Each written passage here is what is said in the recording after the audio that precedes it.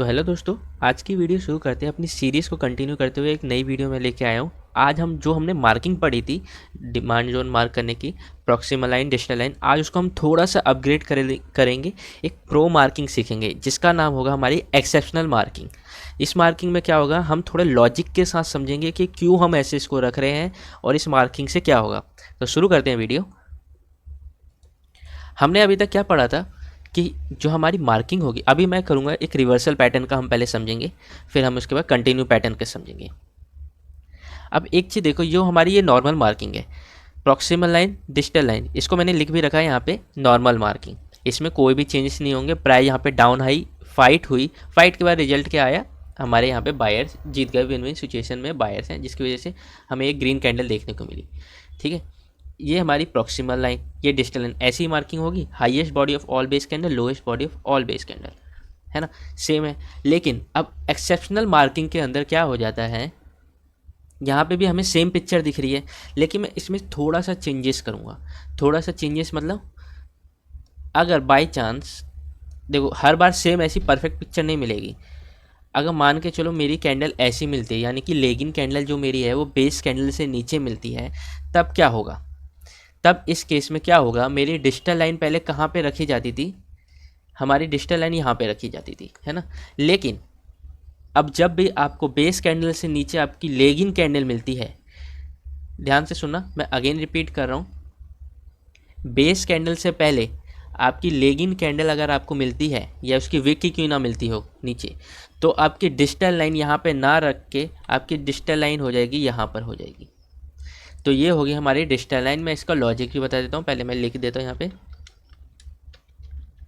ये हमारी क्या हो जाएगी, डिजिटल लाइन हो जाएगी।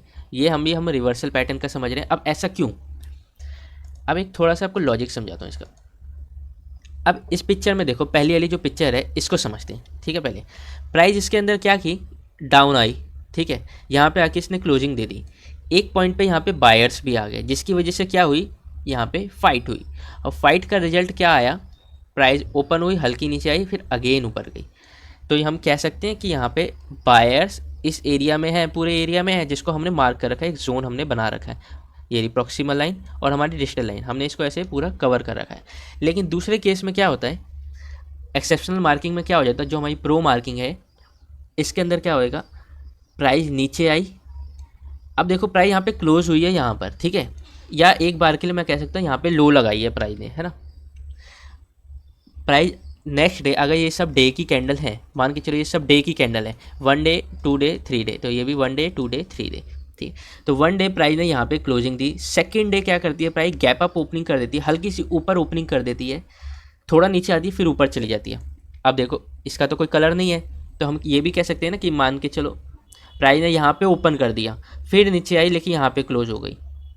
यानी कि मैं अगर आपसे एक लॉजिकली चीज़ पूछूं कि बायर्स एक्चुअल में आए कहाँ पर हैं, तो मुझे क्या दिख रहा है, बायर्स इसकी क्लोजिंग पे ही आ गए थे, तभी प्राइस को अगले दिन उन्होंने जंप करा दिया, थोड़ा सा ऊपर ले गए हैं। एग्जाम्पल मैं चार्ट पे दिखाऊंगा इसका कैसे होती है पिक्चर, पहले इसका लॉजिक समझते हैं। ठीक है, तो प्राइस मेरे अकॉर्डिंग, हमारे मतलब जो भी हमारा अकॉर्डिंग है, बायर्स आ गए हैं यहाँ पर।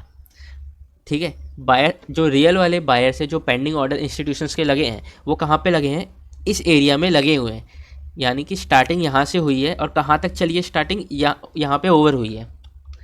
तो इस पूरे एरिया में क्या हो जाएगा, इंस्टीट्यूशंस के पेंडिंग ऑर्डर हो जाएंगे। अगर मैं यहाँ पे रखूँगा इसको, अगर डिजिटल लाइन को अगर मान के चलो मैं इधर रख रहा हूँ, तो प्राइस आ रही है, थोड़ा सा सेलिंग प्रेशर हुआ, तो ये तो आराम से ब्रीच हो सकता है, टूट सकता है ना। और एक और चीज़ देखोगे कि अगर मैंने इसको मार्क किया, तो मुझे यहाँ पे दिख रहा है कि प्राइस यहाँ से ऊपर भी तो गई है। इसके अंदर क्या हुआ, प्राइस ऐसे आई और ऐसे टर्न ली है, लेकिन इसके अंदर क्या हुआ है, प्राइस ऐसे आई और ऐसे टर्न हुई है। तो यहाँ पे बायर्स हैं और इसके अंदर यहाँ पर बायर्स हैं, तो हमारी डिजिटल लाइन में यही चेंजेस हो जाएगा बस। ठीक है, मैं दूसरी पिक्चर दिखाता हूँ आपको, फिर उसके बाद हम एग्जाम्पल की बात करेंगे। ये हमारा कंटिन्यू पैटर्न के हैं। फर्स्ट मैं एक को दिखाता हूँ। अभी हमने लेगिन कैंडल का समझा था, सॉरी, लेगिन कैंडल का हमने समझा था कि लेगिन कैंडल अगर नीचे होगी तो हमारी डिजिटल लाइन क्या हो जाएगी, लेगिन कैंडल के नीचे आ जाएगी। लॉजिकली चीज़ देखेंगे तो सेम, अगर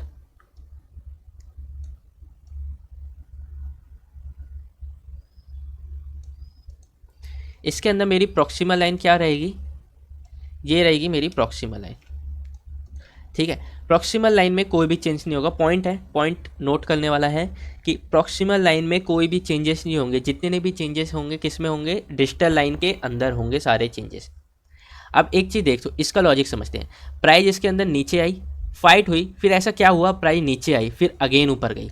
यानी कि मैं कह सकता हूँ बायर जो पावरफुल वाले थे वो यहाँ पर हैं। देखो बायर्स तो यहाँ पर भी है जिसकी वजह से फाइट हुई, नहीं तो रेड कैंडल बन जाती। लेकिन पावरफुल वाले कहाँ हैं जिनने प्राइस को टर्न किया, वो मैं कहूँगा यहाँ पर है, इस एरिया में है। क्यों, क्योंकि इसका पैटर्न ऐसे बन रहा है देखोगे तो प्राइस यहाँ पे सेलर्स आए, फाइट हुई, बायर्स आए, लेकिन पावरफुल उतने नहीं थे कि जिसकी वजह से प्राइस ने इसको डाउन लेके आई फिर अगेन ऊपर की। तो यहाँ पे एक टर्निंग पॉइंट था बायर्स का, प्राइस का टर्निंग पॉइंट था, है ना। तो मैं इसकी मेरी मार्किंग क्या हो जाएगी, मेरा डिजिटल लाइन क्या हो जाएगा, ये एरिया हो जाएगा, ये पूरा एरिया में डिजिटल लाइन। तो ये मेरी प्रॉक्सिमा लाइन, ये मेरी डिजिटल लाइन हो जाएगी। आई आपको कुछ समझ में आया होगा। मैं आगे कंटिन्यू करता हूँ।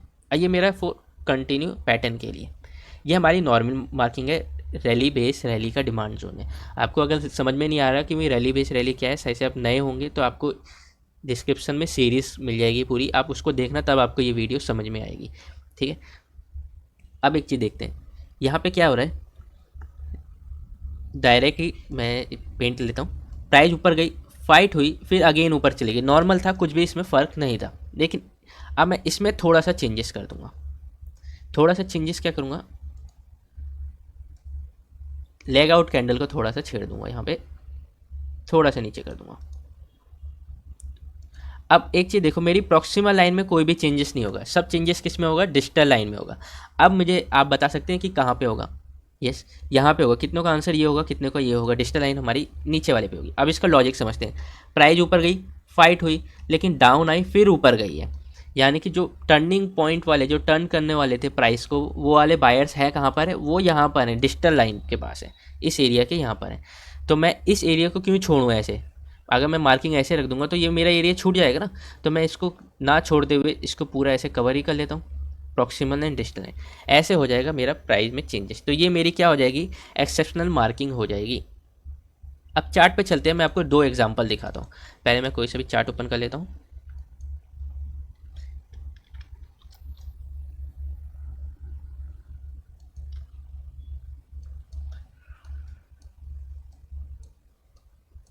अगर मैं इसको मान के चलूँ तो ये मेरे ड्रॉप है, बेस है और रैली है।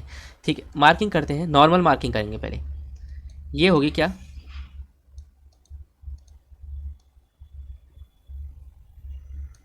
मैं इसको थोड़ा सा डार्क कर देता हूँ ताकि आप लोगों को दिखे।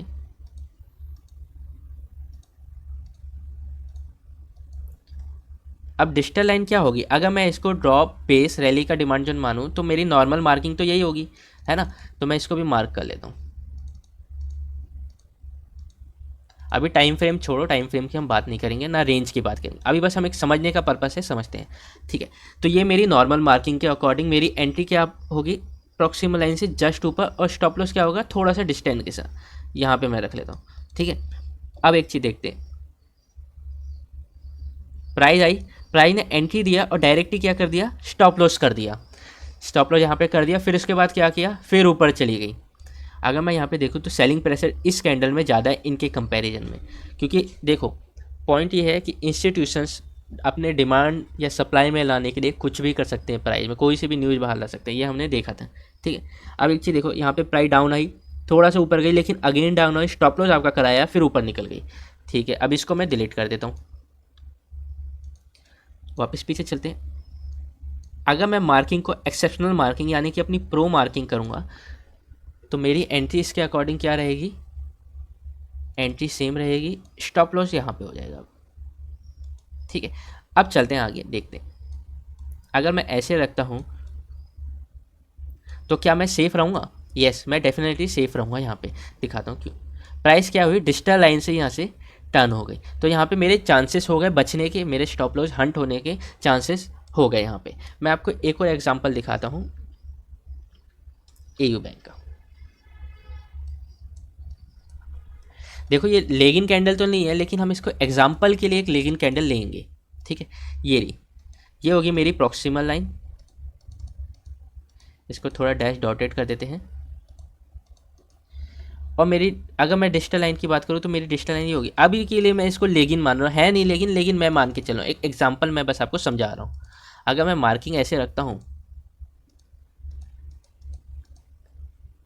तो मेरी एंट्री क्या होगी, एंट्री ये होगी। स्टॉप लॉस मेरा क्या होगा, मैं थोड़ा ज़्यादा डिस्टेंस के साथ भी रख लूँगा तो ये होगा। ठीक है, आगे करते हैं, पिक्चर समझते हैं।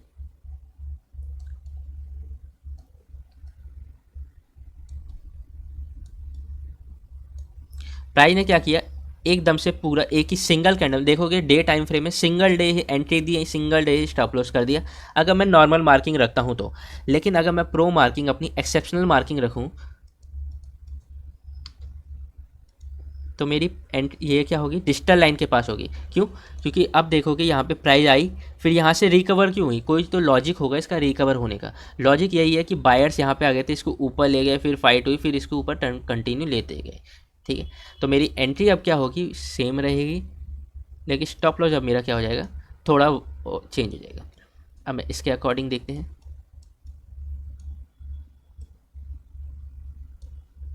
एंट्री मिली, स्टॉप लॉस हुआ क्या, नहीं, स्टॉप लॉस से इस बार हम बच गए। ठीक है, प्राइस ऊपर गई कंटिन्यू, यहाँ से इसने टारगेट भी दे रहे हैं, टारगेट की बात हम आगे करेंगे। अब आपको समझ में आ गया होगा कि हम प्रो अपना क्यों रखते हैं। अभी मैंने आपको डिमांड जोन का ही बताया है, सप्लाई जोन का भी बता दूंगा नेक्स्ट वीडियो में। और एक और चीज़, हम मेरा एक यहाँ पे व्हाट्सअप चैनल है, मैं डिस्क्रिप्शन में लिंक दे दूंगा, यहाँ पे मैं ट्रेड देता रहता हूँ साथ साथ में।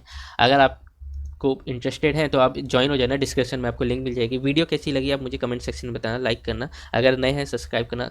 तो अभी के लिए बस इतना ही, ये सीरीज़ आगे कंटिन्यू मैं करता रहूँगा, तो मेरे से जुड़ने के लिए आपको सब्सक्राइब करना ही पड़ेगा। तो अभी के लिए बस इतना ही, धन्यवाद।